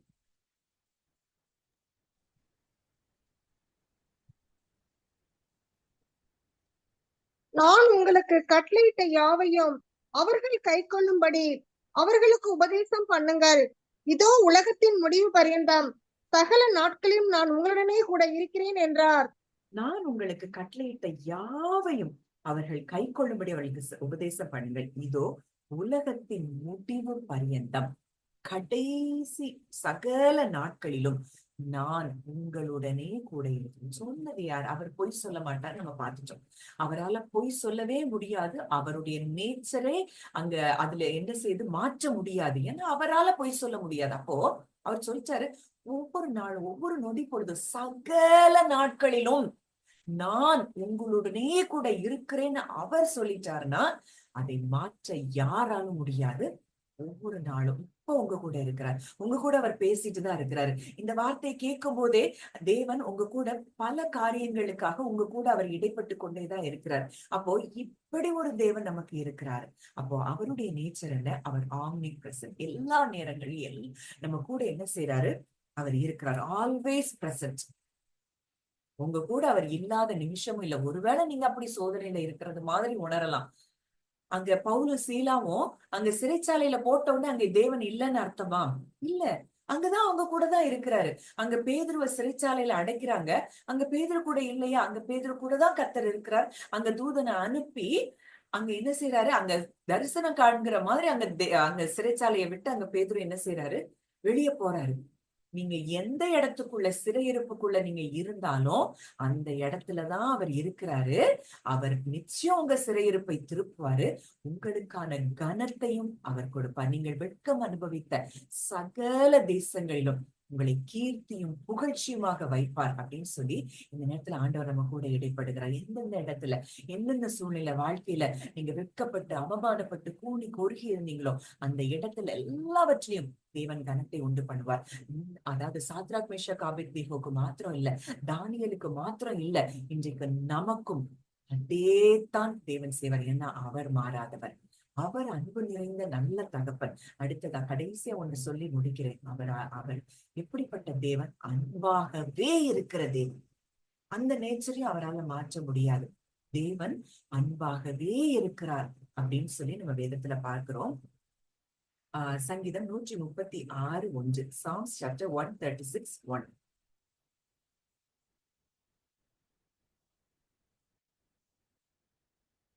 கர்த்தரை துதியுங்கள், அவர் நல்லவர், அவர் கிருபை என்றும் உள்ளது. அவர் எப்படி இருக்கிறாரா? நல்லவர். நம்ம பழைய ஏற்பாட்டுல நிறைய இடங்கள்ல நம்ம பார்க்கிறோம், அவர் நல்லவர்னு எங்கெல்லாம் துதிக்கிறாங்களோ அங்கெல்லாம் அவங்களுக்கு வெற்றி வருது. அப்ப இன்னைக்கு நம்ம எப்படி அவரை பார்க்கிறோம்? நம்ம நல்லவராய் பார்க்கிறோம். அதனாலதான் தாவீது சொல்ல நல்லவர் என்பதை ருசித்து பாருங்கள், அவர் நல்லவர். தாவீது நான் நிறைய சங்கீதங்கள்ல நம்ம பார்க்கிறோம், கர்த்தர் நல்லவர், அவரை துதியுங்கள், அவர் கிருபை என்றும் உள்ளது. அங்க யோசபாத் ராஜா அங்க அப்படித்தான் பாடுறதுக்கு பாடகரை அங்க நிறுத்துகிறத பார்க்கிறோம். கர்த்தரை துதித்து பாடுகிறதற்கு கர்த்தர் நல்லவர், அவரை துதியுங்கள், அவர் கிருபை என்றும் உள்ளதுன்னு சொல்லி அங்க பாடுறதுக்கு பாடகர்களை நிறுத்துறாங்க. அங்க பெரிய ஜெயம் கிடைக்கிறத பார்க்கிறோம். அப்ப இன்றைக்கு நம்ம அவர் நல்லவர் அப்படிங்கிறத நம்ம என்ன செய்யணும், அறிந்து கொள்ளணும். நம்ம வாழ்க்கையில எத்தனையோ சூழ்நிலைகள் அவர் நல்லவரா இருந்து நமக்கு எத்தனையோ விடுதலைகள் கொடுத்திருக்கிறாரு. ஆனா இப்போ கரண்டா போற சிச்சுவேஷனை பார்த்து நம்ம என்ன செய்யறோம், ஆண்டவரே நீர் உண்மையா என்ன பார்க்கிறீரா, உண்மையா என்ன நேசிக்கிறீரா அப்படின்னு சொல்லி எல்லாம் நிறைய கேட்கிறோம். ஆண்டவர் சொல்றாரு, என்னுடைய நேச்சர் மாறாது, நான் உன்னை நேசித்துட்டேதான் இருக்கிறேன், நான் உன் சூழ்நிலையை பார்த்துட்டே தான் இருக்கேன். நிச்சயமா என் மகனே என் மகளே, நான் உன்னை இதுல இருந்து வெளியே கொண்டு வருவேன், உனக்கான பெரிய மேன்மையை நான் அந்த பூமியில வைத்திருக்கிறேன்னு சொல்லி ஆண்டவர் நம்ம கூட என்ன செய்யறாரு, இடைப்படுகிறார். இப்ப நமக்கு நல்லா தெரிஞ்ச வசனம் யோவான் 3:16, அது நமக்கு காஸ்பலுக்கான முக்கியமான ஒரு வசனம்.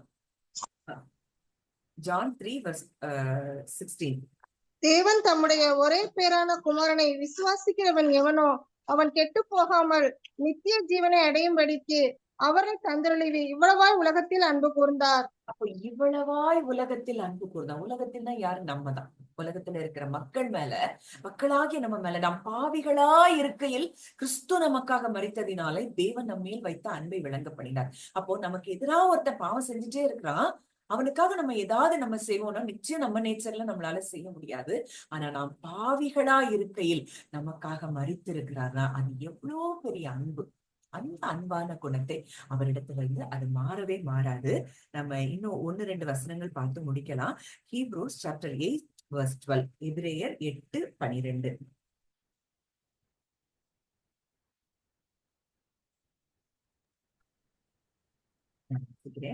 ஏன் 8:12? நான் அவர்கள் அநியாயங்களை கிருபையாய் மன்னித்து அவர்கள் பாவங்களையும் அக்கிரமங்களையும் இனி நினையாமல் இருப்பேன் என்று கர்த்தர் சொல்லுகிறார். இங்க சொல்றாரு, இந்த புது உடன்படிக்கையின் கீழே நீங்க வந்துட்டீங்க, இனி நான் உங்க அக்கிரமங்களையோ உங்க பாவங்களையோ இனி என்ன செய்ய மாட்டேன், நினைக்கவே மாட்டேன், என்னால நினைக்க முடியாது. அப்ப இன்னைக்கு எத்தனை பேருக்கு எத்தனை நேரங்கள்ல குற்ற மனசாட்சி, எத்தனையோ வருஷங்களுக்கு முன்னாடி பண்ணின காரியங்கள்ல கூட குற்ற மனசாட்சி இருக்குதுன்னா நிச்சயமாய் அது தேவனிடத்துல இருந்து வரல, அது பிசாசின் இடத்துல இருந்து வருது. ஏன்னா அவன் தான் இரவும் பகலும் சகோதரன் மேல என்ன செய்யறானா, குற்றம் சாட்டுகிறவன். ஏன்னா அப்படி இருந்ததுனால, அந்த வயசுல அந்த நாட்கள் அப்படி இருந்ததுனால இப்படி நடந்துருமோ, இப்படி நடக்குதோ, இப்படின்னா உங்களுக்கு குற்ற மனசாட்சி வருதுன்னா நிச்சயமாய் அது என்றைக்கு நீங்க அவரை விசுவாசித்து அவருக்கு பள்ளி ஆயிட்டீங்களோ, அவர் சொல்லிட்டாரு, நான் இனி நினைக்கவே மாட்டேன், இது உடன்படிக்கை, அவருடைய ரத்தத்தினால இந்த உடன்படிக்கை பண்ணியிருக்கிறாரு. அப்ப அவர் நினைப்பாரா நம்ம பாவத்தை? இன்னைக்கு இது ஆழமா நீங்க என்ன செய்யணும், விசுவாசிக்க ஆரம்பிக்கணும். நிச்சயமா நான் செய்த எந்த பாவத்தையும் அவர் நினைக்கலன்னு அவர் சொல்லிட்டாரு, உடன்படிக்கை செய்திருக்கிறார். அதுலயும் அவருடைய ரத்தத்தின் மூலம் உடன்படிக்கை செய்திருக்கிறார்னா அந்த உடன்படிக்கைக்கு அவர் எவ்வளவு தூரம் உண்மை உள்ளவராயிருப்பார். அவர் நினைக்க மாட்டார்னா நினைக்க மாட்டார், அதுதான் சத்தியம். அடுத்ததா கடைசியா ஒரு வசனம், தீத்து 3:5 டைட்டஸ் சாப்டர் 3:5. நாம் செய்த நீதியின் கிரியைகளின் நிமித்தம் அவர் நம்மை ரட்சியாமல் தமது ரத்தத்தின்படியே மறுஜென்மம் முழுக்கினாலும் பரிசுத்த ஆவியினுடைய புதிதாக்குதலினாலும் நம்மை ரட்சித்தார். நாம் செய்த கிரியைகள், ஐயோ நம்ம இத்தனை வருஷம் என்ன நினைச்சிட்டு இருந்தோம், ஐயோ நம்ம ஜெபம் பண்ணணும், நம்ம மணிக்கணக்கா ஜெபம் பண்ணணும், நம்ம நிறைய நேரம் பைபிள் வாசிக்கணும், இதெல்லாம் செஞ்சாதான் ஆண்டவர் என்னை நேசிப்பாரு அப்படின்னு சொல்லி நம்முடைய கிரியைகளை சார்ந்திருந்த நாட்கள் உண்டு. ஆனா எப்ப அவரு அன்பு தெரிஞ்சதோ, ஒரு நாள் ஒரு பைபிள் ரீடிங்ல நமக்கு குறைஞ்சிட்டோம், ஒரு நாள் நம்ம ஜெபிக்கிறதுல அந்த குறைஞ்சிட்டோம் அப்படின்னா பயங்கரமா குற்ற மனசாட்சி நம்மளுக்கு என்ன செய்யும், வரும். ஆனா நம்முடைய கிரியைகளை பார்த்து அவர் நம்மை ரட்சித்தாரு. நம்ம பிறக்கவே இல்லை, அப்பவே நமக்காக அவர் என்ன செஞ்சுட்டாரு, மறிச்சிட்டாரு. அதனாலதான் வசனம் சொல்லுது, நாம் செய்த நீதியின் கிரியைகளின் நிமித்தம் அவர் நம்மை ரட்சியாமல் தமது இரக்கத்தின்படியே, அவருடைய இரக்கத்தினால நம்மை ரட்சித்திருக்கிறாரு. அப்ப இன்னைக்கு அந்த அன்பை தெரிய தெரிய நமக்கு என்ன செய்யறோம், இரவும் பகலும் அவருடைய வேதத்துல நம்மளால தியானமா இருக்க முடியுது. இரவும் பகலும் என்ன வேலை செஞ்சாலும் சரி, நம்ம ஆபீஸ்ல வேலை செஞ்சாலும், ஸ்கூல்ல வேலை செஞ்சாலும், கிச்சன் கிச்சன்ல வேலை செஞ்சாலும், எந்த இடத்துல வேலை செஞ்சாலும் நம்ம கூட அவர் அந்த இன்டிமேட் கனெக்ஷன் நமக்கு எப்பவும் தேவனுக்கும் நமக்கும் இருக்கிறத நீங்க நிச்சயமா நீங்க எல்லாரும் அதை ஃபீல் பண்ணிட்டு இருப்பீங்க.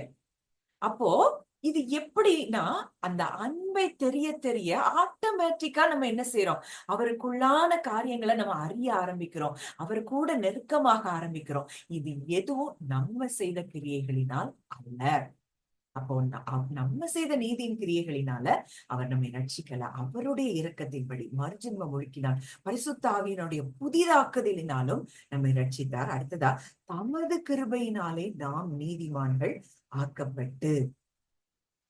அப்போ இன்னைக்கு அவருடைய கிருபையினால நம்ம என்ன செய்யப்பட்டிருக்கிறோமா, நீதிமான்கள் ஆக்கப்பட்டிருக்கிறோம். அப்ப இன்னைக்கு உங்களுக்கு ஒருவேளை உங்க இருதயத்துல இப்படிப்பட்ட குற்ற மனசாட்சிகள் எல்லாம் கொடுத்திருப்பானா, நிச்சயமா சொல்ல முடியும், தேவனிடத்துல இருந்து உங்களுக்கு இந்த குற்ற மனசாட்சி வரல. அதை சத்துரு கொடுக்கிறான். நிச்சயமா நீங்க இதுல இருந்து என்ன செய்யணும், வெளியே வந்தே ஆகணும். இன்றைக்கு வெளியே வரணும். அவர் உங்களுடைய நீதியின் கிரியைகள் நிமித்தம் அவர் உங்களை ரட்சிக்கல. அவருடைய இரக்கத்தின்படி, அவருடைய கிருபையின்படி நம்ம இன்றைக்கு என்ன செய்திருக்கிறோம், ரட்சிக்கப்பட்டிருக்கிறோம், நீதிமான்கள் ஆக்கப்பட்டிருக்கிறோம். சிம்பிளா அந்த கிருபை விசுவாசம் ரெண்டையுமே அவர் தான் தந்தாரு. அவருடைய இரக்கத்தினால நம்ம நீதிமான்கள் ஆக்கப்பட்டு ரட்சிக்கப்பட்டிருக்கிறோம். இன்றைக்கு அவர் நம்முடைய எந்த அக்கிரமங்களையும் பாவங்களையும் அவர் நினைவிலேயே அவர் வைக்கலங்கிறது தான் அந்த புது உடன்படிக்கை. இதுக்காக தான் அவர் கம்யூனியனே எடுக்க சொல்றாரு. என்னை நினைவு கூறும்படி இதை செய்யுங்கள், உங்க பாவத்தை நினைவு கூறும்படி இதை செய்யுங்கள்னு அவர் சொல்லல. இது நல்லா நம்ம புரிஞ்சுக்கணும். என்னை நினைவுக்கு, நான் உங்களுக்காக எதை செஞ்சிருக்கிறேன், என் ரத்தத்தை சிந்தி உங்களை மீட்டெடுத்து உங்க பாவங்களை இனி நினைக்க மாட்டேன்னு சொல்லியிருக்கிறேன். நம்ம இன்னைக்கு எவ்வளவு தூரம் அதை தவறா புரிஞ்சுக்கிட்டோம் நம்ம சபைகள்ல. ஆண்டவர் சொல்றாரு, நான் நினைக்க மாட்டேன், நீ என் பிள்ளை ஆயிட்டனா, உன்னை கட்டி அணைச்சிருக்கிறேன், 24 hours நான் உன் கூட இருக்கிறேன் அப்படின்னு சொல்லி ஆண்டவர் சொல்றாருன்னா, நம்ம இன்றைக்கு அதற்கு விரோதமா எத்தனை நினைவுகள் நமக்கு வந்திருக்கும். இன்றைக்கு அந்த போராட்டமான நினைவுகள்ல இருந்து தேவன் உங்களை வெளியே கொண்டு வர, நீங்க அவருக்கு பிள்ளை ஆயிட்டீங்க. அவர் உங்களை நிச்சயமா வெளியே கொண்டு வருவார், ஆசீர்வதிப்பார், உயர்த்துவார், மேன்மைப்படுத்துவார், பூமிக்கு உப்பாய் உலகத்திற்கு வெளிச்சமா உங்களை மாற்றுவாருங்கிறது தான் சத்தியம். கேட்ட அந்த வார்த்தையின்படியே உங்க ஒவ்வொருத்தரையும் தேவன் ஆசீர்வதிப்பாராக. ஜெபிக்கலாம். நல்ல தகப்பனே, நன்றியோடு உங்களை துதிக்கிறோம், ஸ்தோத்தரிக்கிறோம் அப்பா. தகப்பனே, எங்க மேல எவ்வளவு அன்பு வைத்திருக்கிறீங்கப்பா.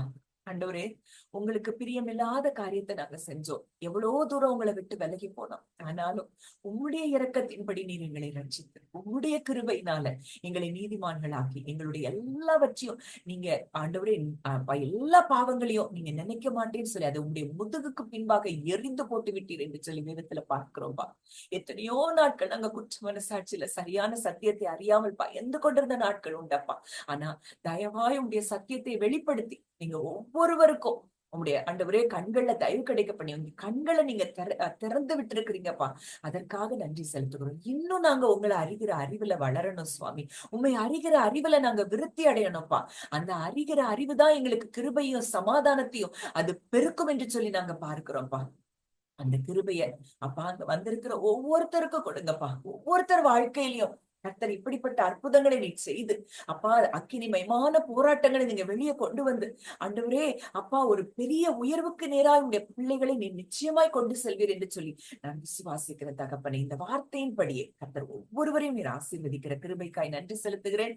மனதார உடைய பிள்ளையா இங்க வந்திருக்கிற ஒவ்வொருவரையும் ஆசீர்வதிக்கிறேன். உங்க குடும்பங்களை ஆசீர்வதிக்கிறேன். இவங்க கையிட்டு செய்கிற ஒவ்வொரு வேலைகளையும் ஆசீர்வதிக்கிறேன்ப்பா. யார் யார் என்னென்ன விண்ணப்பங்களோடு மனதுல இந்த இடத்துல வந்திருக்கிறாங்களோ அந்த விருப்பங்கள் எல்லாவற்றையும் நீர் நிறைவேற்றி கொடுக்கும்படி உங்களுடைய பிள்ளையாய் நான் ஜெபிக்கிறேன். கர்த்தர் அப்படியே எங்கள் ஜெபத்தை கேட்டு பதில் கொடுக்கிற கிருபைக்காய் நன்றி செலுத்துகிறோம்.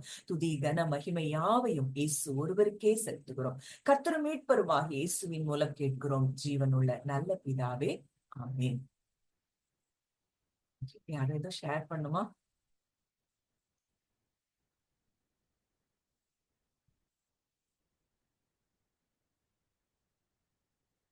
முடிஞ்ச வரைக்கும் அந்த மெசேஜ்லாம் உங்க ஃப்ரெண்ட்ஸுக்கு, உங்க ஃபேமிலியில உள்ள மற்ற மக்களுக்கு நீங்க ஷேர் பண்ணுங்க. கண்டிப்பா இந்த ட்ரூத் சீக்கிரமா நிறைய ஜனங்களுக்கு போகணும். ஏன்னா எத்தனையோ பேர் நான் ஒவ்வொரு நாளும் பார்க்கிறேன், மெயினா அந்த குற்ற மனசாட்சியில நிறைய பேர் பாதிக்கப்பட்டு அதனால ஸ்லீப்பிங் பில்ஸ் எடுத்து அதாவது கஷ்டப்படுற எத்தனையோ ஜனங்கள் இருக்கிறாங்க. நம்மளால முடிஞ்ச அளவுக்கு இந்த ட்ரூத்தை நீங்க சொல்லுங்க. உங்களுக்கு நீங்க எத்தனையோ வாரங்களா நம்ம தொடர்ந்து கேட்டுட்டே இருக்கிறோம். உங்களுக்கு தெரிந்ததை மற்றவங்களுக்கு சொல்லி கொடுங்க. மெசேஜை நீங்க முடிஞ்ச அளவுக்கு ஷேர் பண்ணுங்க. கர்த்தர் நிச்சயம் நிறைய ஜனங்களை உங்க ஒவ்வொருத்தர் மூலமாய் தொடுவார். உலகத்தை கலக்குகிறவர்களாய் நம்ம மாற்றுவார். சரியா? நெக்ஸ்ட் வீக் பார்ப்போம். யாராவது ஷேர் பண்ணலாம். எதுவும் டெஸ்டிமனிஸ் எதுவும் இருக்கா?